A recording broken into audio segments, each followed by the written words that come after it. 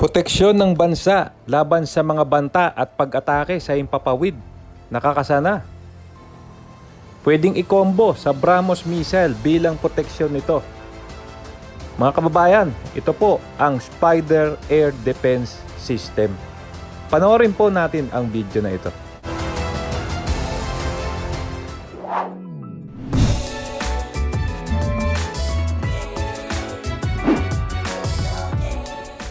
Magandang araw mga kabayan. Kwentong defense po muna ulit tayo. Pero bago ang lahat ay bumabati po muna ako ng maligayang Pasko sa ating lahat. Noong December 21, 2023 ay naganap nga sa Camp Aguinaldo ang AFP 88 Founding Anniversary Parade. Sa harapan ni Pangulong Bongbong Marcos Jr. ay pumarada ang sandatahang lakas ng Pilipinas kasama ang mga makabagong equipment at armas nito. Bukod sa bagong tangke na ASCOD-2 light tank ay nasaksiyan din ang ating Israel-made short and medium range air defense system. Ito ay ang Spider. Designed by Rafael Advanced Defense Systems, isang US company with assistance sa Israel Aerospace Industries. Rafael is the prime contractor and IAI is the major subcontractor for the Spider program. Sinimulang i-produce noong 2005 at nagkaroon ng notable milestones nang nag-test fire ang Israel sa test targets nito noong 2005 din at nakascore ng direct hits dito. Nang lumaon ay nasubukan na din ito sa ilang maliliit na labanan na naganap sa iba't ibang parte ng mundo hanggang sa kasalukuyan. Ano nga ba ang Rafael Spider Air Defense System?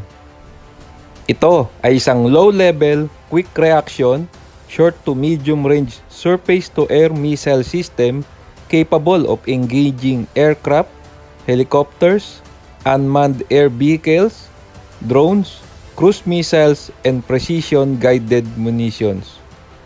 It provides air defense for fixed assets katulad ng BrahMos battery na kailangan ng proteksyonan laban sa aerial attacks and for point and area defense for mobile forces in combat areas. The Spider launcher is designed to fire Python 5 and Derby surface-to-air missiles. A typical battery consists of one central command and control unit, 6 missile firing units, and a resupply vehicle. Ang medium-range variant nito ay nagamit din ng EL/M-2028 MMR radar. Ang radar na ito ang ginagamit din ng Iron Dome system ng Israel Defense Force. Ilan sa mga operator na bansa nito ngayon ay ang Singapore, India, at bago pa lang ang Pilipinas. 3 batteries of the Spider MR Air Defense System variant o ang medium range variant ang binili ng Pilipinas sa isang deal na nagkakahalaga ng $141 million. 2 batteries called Spider Philippines Air Defense System o tinatawag ding SPADS are formally inducted into service in November 2022. The last battery is expected to be delivered in 2023. The systems are mounted on board a Sheikh Tatra T815-7 high mobility trucks. Tungkol naman sa operational use, nagamit daw ito sa Russo-Georgian War noong 2008. Gumamit daw ang Georgia ng Spider SR variant o ang short-range variant nito.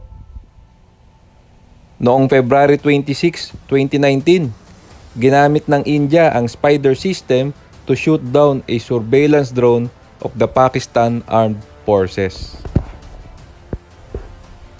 Itong Spider system na ito ang magpoprotekta sa ating bansa sa mga aerial attacks, lalo na sa mga vital installation ng radar at missile batteries natin katulad ng BrahMos.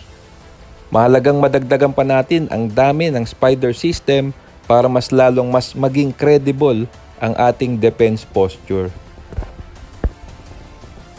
Panoorin po natin ang ilan pang video na